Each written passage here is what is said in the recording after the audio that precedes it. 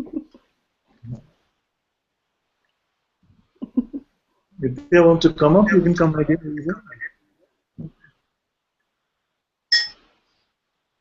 Oh. Sorry, wrong buttons. I have nothing to say, nothing at all. I just this urge to come up.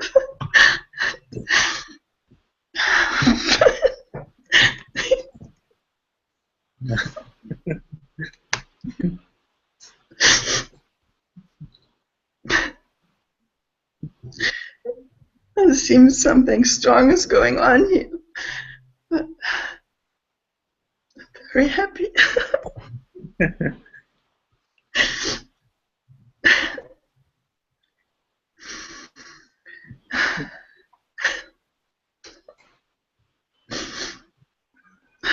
I'm so grateful that you're here with us.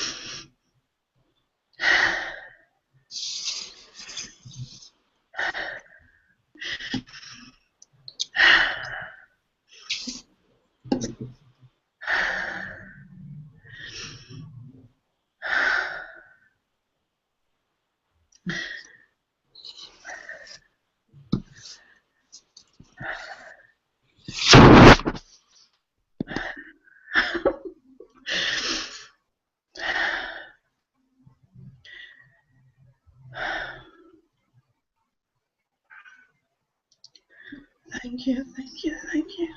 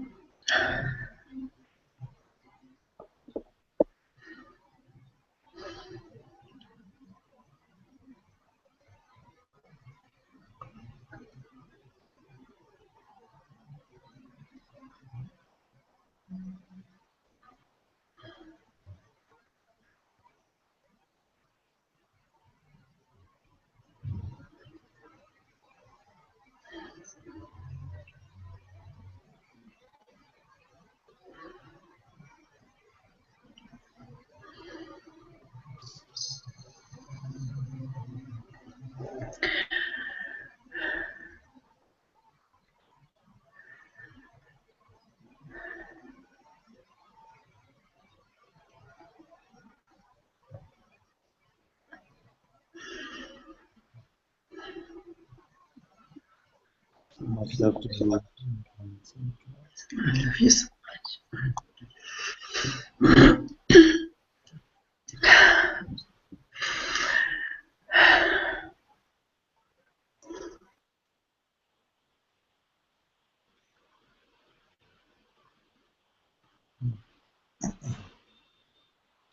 Varna says, Father, body is still sick. Father, please could I ask for your blessings? Thank you. So grateful to be here with you like this. Love you. I love you too. All my blessings to you.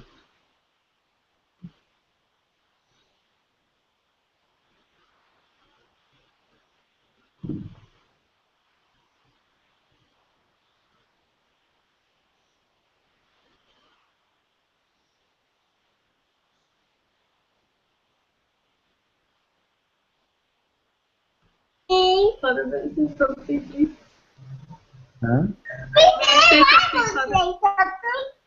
I want to say something. I want to say something. You can say, she can also say. Okay, say. You want to say something?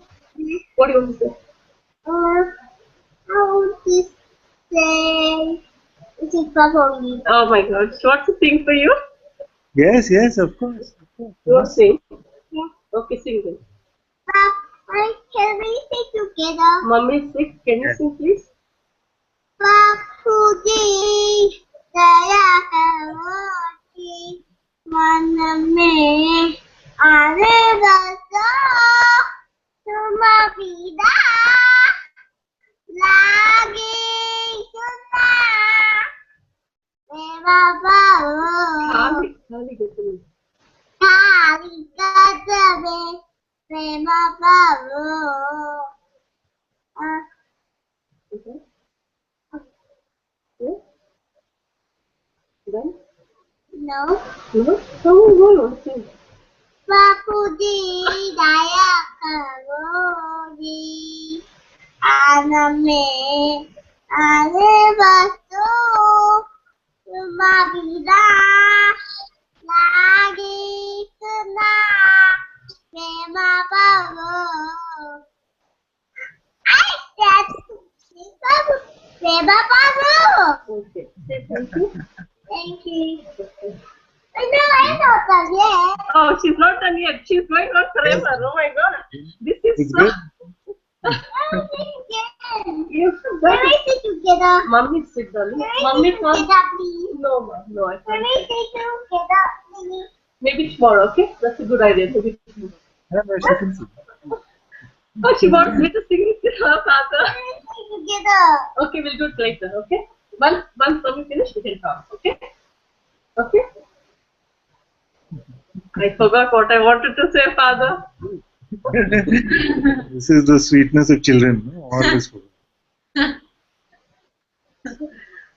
Like, I mean, the love we have for you, it's not only I have, but she's also automatically drawn to you, father. Yes. I just can't explain how much love is there for you here. I can't just express that at all. I can't just express it. Sometimes it's like too much to hold in this little tiny heart I feel, father. I don't know anything other than this. I don't know anything other than this. I don't know how much I love you, father. I don't know. I really don't know. But I know that I love you. Thank you so much. Love you too. Love you too.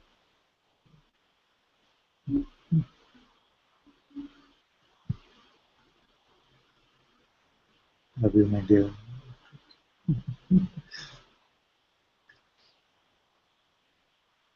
Now we have to sing this one.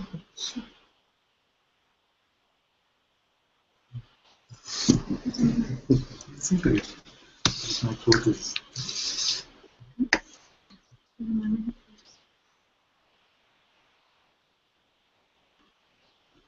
प्रभु जी दया करो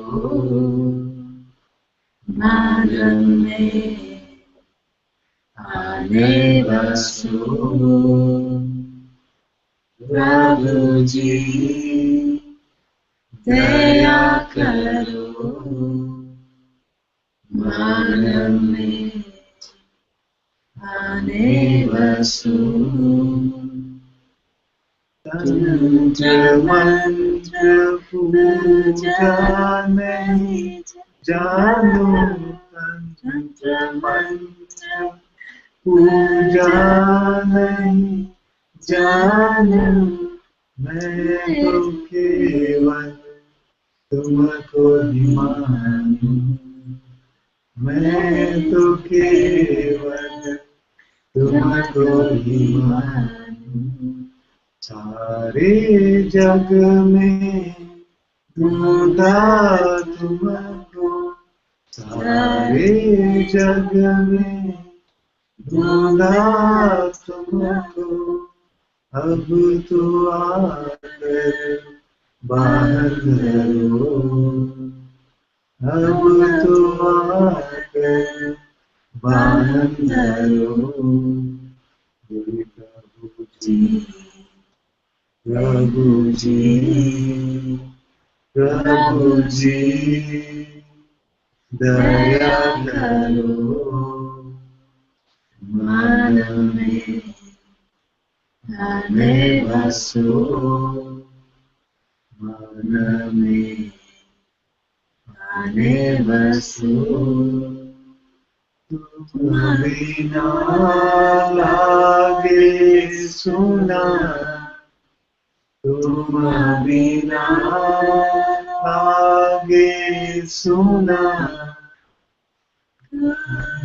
घट में प्रेम भरो खाली घट में प्रेम भरो प्रभु जी दया करो मन में आने बसो प्रभु जी दया करो मन में आने बसो मन में आने बसो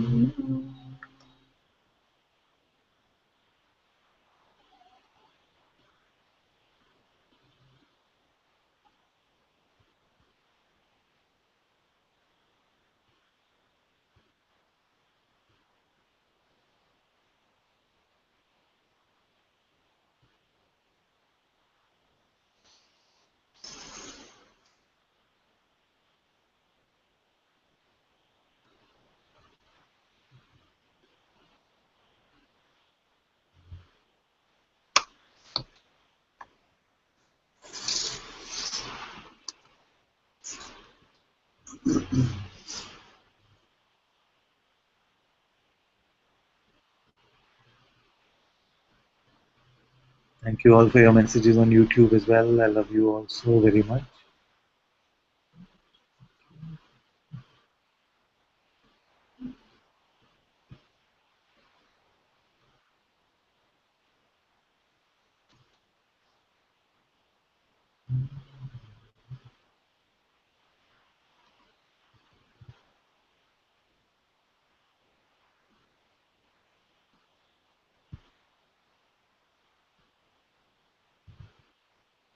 Chrissy had a question that we missed, so we'll look at it next time when she's here.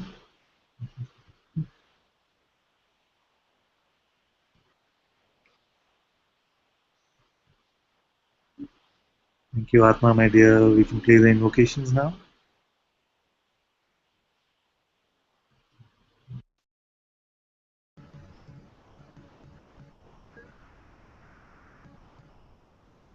Gurur Vishnu Gurur Devo Maheshwara Gurur Sakshat Parabrahma Tasmai Shri Gurave Namaha Dhyanamulam Gurur Murti Pujamulam Gurur Padam Mantramulam Gurur Vakyam Mokshamulam Gurur Kripa Mokshamulam Mujiji Kripa Mokshamulam Anantaji Kripa Sarvesham Swastir Bhavatu Sarvesham Shantir Bhavatu Sarvesham Purnam Bhavatu Sarvesham Mangalam Bhavatu Sarve Bhavantu Sukhina Sarve Santu Niramya Sarve Patrani Pashantu Makaschit Bhagvavet Asatum Asat Kamiya Tamasuma Jyotir Gamiya Mrichurma Amritam Gamiya Om Purnamida Purnamidam Purnat Purnamadachyate Purnasya Purnamadaya Purnameva Vashishyate Om Shanti Shanti Shanti Brahma Paramastu Om Shri Satguru Bhagavan Ki Jai Om Shri Satguru Murji Ji Ki Jai.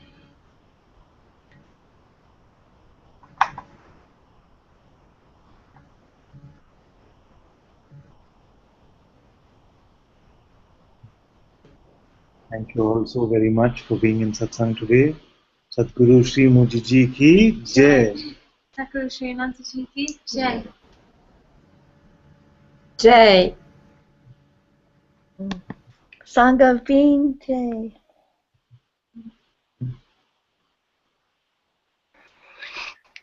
Jai, Jai.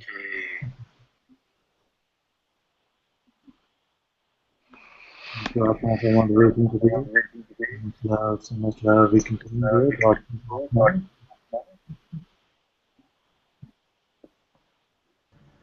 Father, sorry, I haven't. Oh. Have you? Yeah, you can turn the broadcast off. Testing 1, 2.